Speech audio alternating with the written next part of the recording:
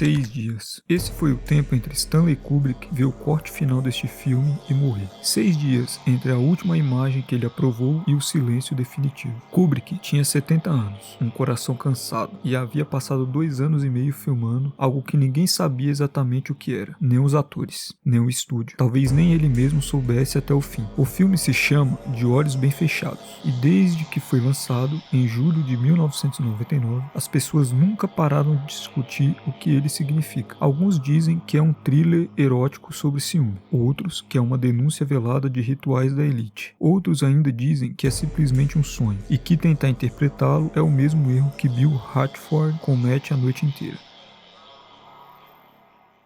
A fonte: Schnitzler e a Viena do Inconsciente. Antes de falar sobre o filme, precisamos falar sobre o livro. E antes do livro, precisamos falar sobre uma cidade, Viena, final do século XIX, início do século XX. Uma capital imperial em decomposição, lenta, coberta de veludo e pó. Uma cidade que produziu Freud, Wittgenstein, Klimt, Mahler e também Arthur Schnitzler. Schnitzler era médico e escritor. Freud o chamava de alter ego, o seu duplo literário. O homem que fazia em ficção o que Freud tentava fazer em ciência, mapear o inconsciente burguês, especialmente o inconsciente sexual burguês. A Viena de Schnitzler era uma cidade onde todo mundo desejava tudo que não podia ter e fingia que não desejava nada. Em 1926, Schnitzler publicou Traum Novelle, que em português se traduz aproximadamente como Novela dos Sonhos. É um livro curto, denso, escrito com a precisão de um bisturi. Um médico chamado Fridolin descobre em uma única noite de confissão com a esposa que o desejo dela por um desconhecido é mais real do que qualquer coisa que ele supunha que sentia. E aí ele sai pelas ruas de Viena, como um homem em chamas, tentando encontrar um incêndio à sua altura. Kubrick leu esse livro pela primeira vez nos anos 1960. Ele o carregou consigo por décadas. Tentou adaptá-lo, desistiu, voltou, desistiu de novo. Por quê? Porque o livro era impossível de filmar sem resolver uma questão central. Como você mostra na tela algo que existe apenas na imaginação de um personagem? A resposta de Kubrick, veremos, foi não mostrar. Foi fazer o espectador imaginar junto com Bill. A transposição de Viena para Nova York é mais do que uma mudança de cenário, é uma mudança de temperatura. Viena era uma cidade de salões fechados, máscaras de carnaval, neve e penumbra. Nova York, nos anos 1990, é neon, urgência, a ilusão de que tudo está aberto para todo mundo. Kubrick pega essa ilusão, a ilusão da metrópole democrática, e a destrói metodicamente ao longo de 2 horas e meia. Em Nova York também existem portas que não abrem para você. Em Nova York também existem festas em que você não está na lista. Só que aqui as máscaras são mais caras e o clube é muito mais exclusivo. A cena do quarto, confissão como detonador. Tudo começa com uma festa. Bill e Alice Hartford são um casal bonito, rico, bem sucedido. Ele é médico, ela já trabalhou com arte. Moram num apartamento enorme em Manhattan. Tem uma filha pequena, frequenta os círculos certos. Na festa de Victor Ziegler, um paciente de Bill, um homem de poder suave e sorriso calculado. Os dois se separam e flertam com o estranho. É inocente, é quase banal, mas Kubrick sabe que a banalidade é onde tudo começa. Mais tarde, no quarto, Alice e Bill fumam maconha e discutem ciúme de forma que parece no início uma briga filosófica entre adultos sofisticados. Bill diz que nunca precisou se preocupar com a fidelidade dela. E aqui está o erro de Bill, o erro original do filme inteiro. Ele confunde nunca aconteceu com nunca poderia acontecer. Alice então conta que durante uma viagem, anos antes, ela viu um oficial naval no corredor do hotel. Apenas viu. Ele a olhou, e naquele olhar ela sentiu algo tão absoluto, tão avassalador, que por um instante, apenas um instante, ela estaria disposta a abandonar tudo. O apartamento, a filha, ele, tudo. Ela nunca falou com o oficial, não aconteceu nada, mas o desejo existiu. E agora existem palavras, no quarto deles, suspensa no ar como fumaça. Bill ouve isso e algo dentro dele parte. Kubrick filma a cena com uma câmera que orbita lentamente os dois, girando, circulando, como se o próprio espaço do quarto estivesse perdendo o equilíbrio. A luz é azul, fria, onírica, levemente irreal. E enquanto Alice fala, vemos o que Bill vê. Imagens em preto e branco de Alice com o oficial naval, corpos entrelaçados, cenas que nunca existiram, mas que agora Bill não consegue apagar. Essa é a jogada mais inteligente do filme. Kubrick transforma o espectador em Bill. Nós também vemos as imagens, nós também imaginamos. E durante o resto do filme, toda vez que Bill está prestes a ceder à tentação, essas imagens voltam, punindo, esporeando, tornando impossível que ele simplesmente vá para casa dormir. A confissão de Alice não é uma traição, é a revelação de que o desejo existe independentemente do ato. E Bill, que que provavelmente já desejou outras mulheres sem nunca contar, descobre que não sabe lidar com essa simetria. O médico que trata corpos com competência científica não tem nenhuma ferramenta para tratar isso. A Odisseia de Bill. O Labirinto do Desejo. Bill Hartford passa o resto do filme tentando fazer algo que não consegue nomear. Não é vingança, não é aventura. É mais parecido com uma prova, mas uma prova sem juiz, sem critério, sem linha de chegada. Ele sai do apartamento e começa a andar por Nova York, como um homem que esqueceu o que estava procurando, mas ainda não consegue parar de procurar. A estrutura narrativa que Kubrick usa aqui é antiga, antiquíssima. É a estrutura da descida, o herói que desce ao submundo e encontra em cada estação um espelho de si mesmo. Dante com Vigílio, Orfeu buscando Eurídice, Bill Hartford buscando...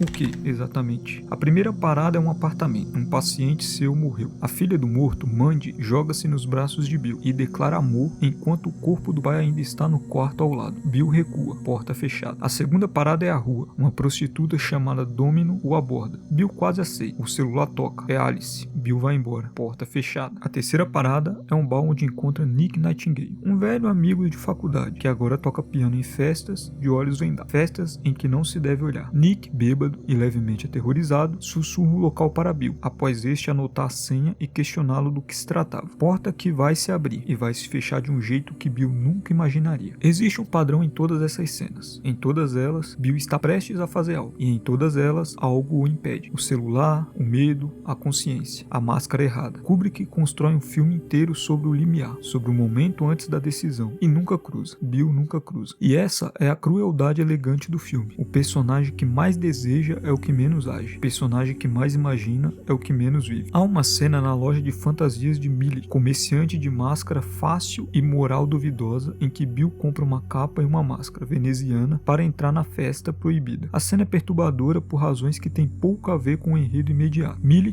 tem uma filha adolescente que aparece em estado de semi-vestimento, com 2 homens japoneses, e Millie explode de indignação. Mas no dia seguinte, quando Bill passa de novo pela loja, está claro que Millie chegou a algum tipo de acordo com os homens. A filha sorri estranhamente. Kubrick não comenta, não explica, apenas mostra e segue em frente, como se dissesse: este é o mundo, você já sabia disso, só fingiu que não.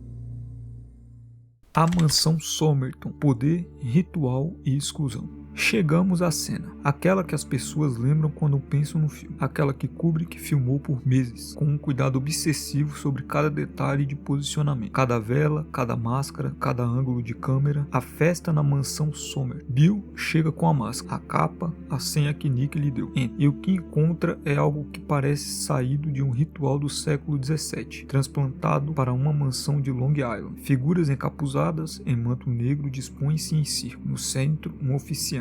Mulheres nuas em máscaras venezianas são apresentadas como uma cerimônia de consagração. A música de Jocelyn Poole, trechos de um rito ortodoxo romeno tocados ao contrário, preenche o espaço com algo que soa sagrado e profano ao mesmo tempo. É importante dizer o que Kubrick não está fazendo aqui. Ele não está revelando uma conspiração específica. Não há nomes, não há siglas, não há exposição de uma organização real. O que Kubrick está fazendo é mais amplo e mais perturbador do que qualquer teoria. Ele está mostrando como o poder se organiza quando ninguém está olhando. A mansão Sommer é o lugar onde os que têm tudo exercem a única coisa que o dinheiro não compra automaticamente: a impunidade do desejo. Corpos disponíveis, sem consequências, sem rostos. Bill caminha por aquele espaço como um turista que entrou no museu errado. Ele não pertence ali, não é rico o suficiente, não é poderoso o suficiente e, crucialmente, não foi convidado. Foi uma intrusão. E o grupo sabe disso antes mesmo de revelar. Quando a máscara de Bill é removida diante de todos, a cena muda de tom completamente. O ritual para. Todos os olhos, por trás de todas as máscaras, se voltam para ele. E uma mulher se oferece para resgatar Bill, para pagar o preço, por ele ter entrado onde não devia. Kubrick retorna aqui a um arquétipo mítico muito preciso: o olhar proibido. Orfeu que olha para trás e perde Eurídice. Psique que acende a vela e perde Eros. Ló que se vira e perde a mulher. E quase todos os mitos do olhar proibido, o problema não é o que se vê, é o simples ato de olhar. Algumas coisas não devem ser vistas porque aqueles que as fazem não querem testemunhas. Kubrick está dizendo algo sobre a natureza do poder. O poder não se esconde porque é vergonhoso, ele se esconde porque a visibilidade implica prestação de contas, e a classe que frequenta Somerton não presta contas para ninguém. Bill sai da mansão sem entender exatamente o que viu, e nós também.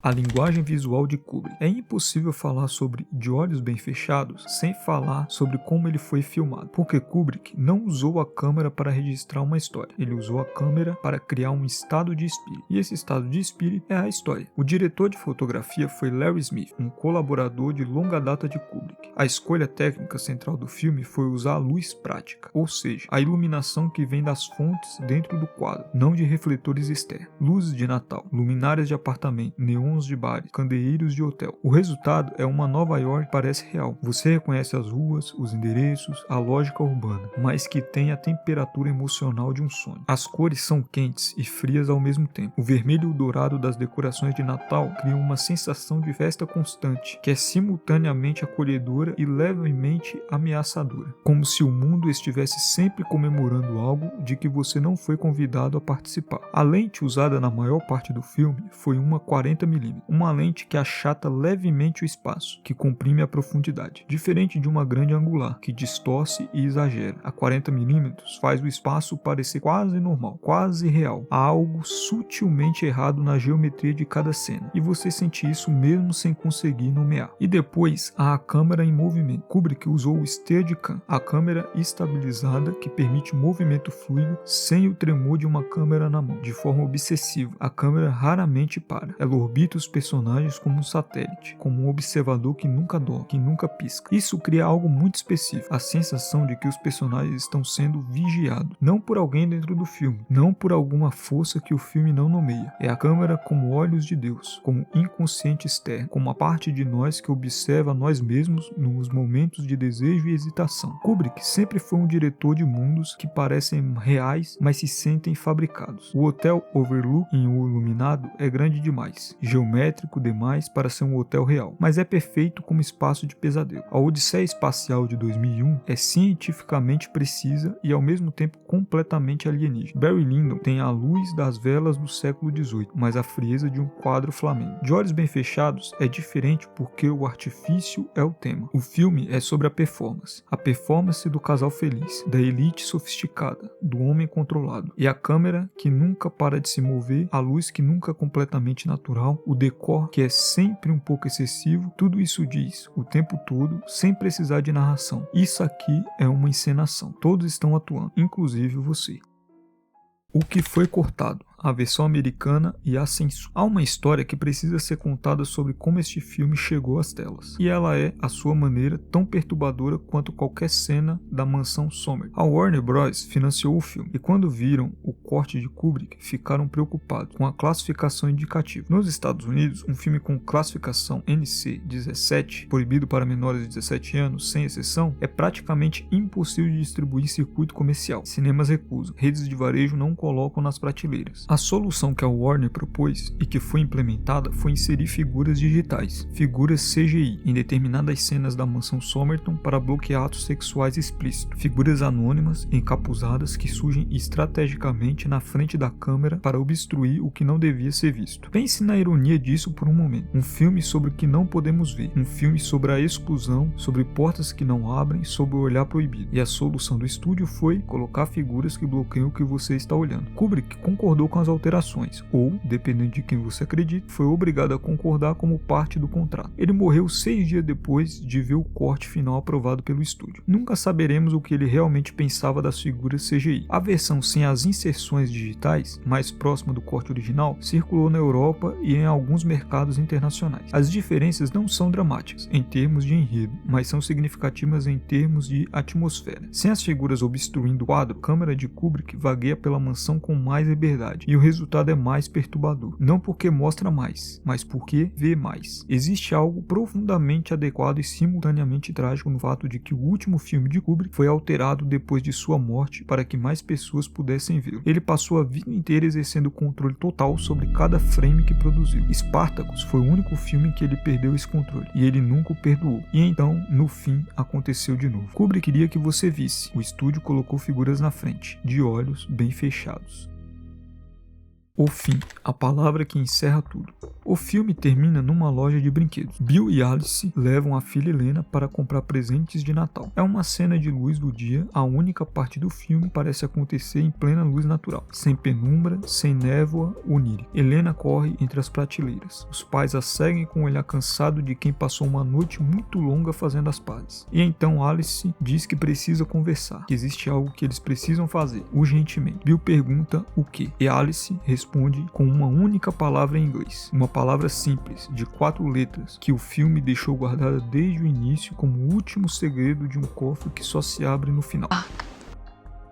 Em português, a tradução perde um pouco da ambiguidade sintática, mas não perde a carga. A palavra pode significar o ato sexual como resolução, como reconciliação, como retorno ao ponto de partida. Pode ser amor, pode ser capitulação, pode ser os dois ao mesmo tempo. Kubrick encerra o filme nessa palavra e no corte imediato para o preto, sem comentário, sem resolução. Os créditos somem sobre o fundo negro enquanto a música toca. Toda a jornada de Bill, as ruas de Nova York, a loja de fantasias, a mansão, os olhares proibidos, os telefonemas ameaçadores, o jornal com a notícia da overdose de Mandy, toda essa odisseia termina no mesmo ponto onde começou, no quarto, com Alice, com o desejo, como se nada tivesse mudado, como se tudo tivesse mudado. A interpretação mais sombria da última cena é que Bill e Alice vão resolver o problema da mesma forma que sempre resolveram todos os problemas do casamento, sem realmente olhar para ele. Eles vão ter sexo, vão dormir, Helena vai crescer, as festas vão continuar e algum dia talvez outra confissão, outro cigarro de maconha, outro olhar de oficial naval numa hallway de hotel. A interpretação mais generosa é que Bill finalmente aprendeu o que Alice sabia o tempo todo, que o desejo existe, que é perigoso e que escolher ficar apesar disso é a coisa mais radical que 2 seres humanos podem fazer um pelo outro. Kubrick não escolhe entre as 2 interpretações, ele deixa você escolher, e a escolha que você faz diz mais sobre você do que sobre o filme.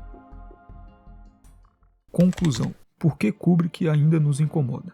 Então, este é um filme sobre ciúme? Não, não exatamente. É um filme sobre o que acontece quando você percebe que a pessoa que você ama é uma pessoa completa, com desejos que não incluem você, com mundos interiores que você nunca vai acessar completamente, com fantasias que existiram antes de você e vão continuar depois. É um filme sobre o desejo de ver tudo, de controlar tudo, de saber tudo, e sobre a impossibilidade estrutural desse desejo. Você não pode ver dentro da cabeça de Alice, você não pode entrar na mansão Somerton.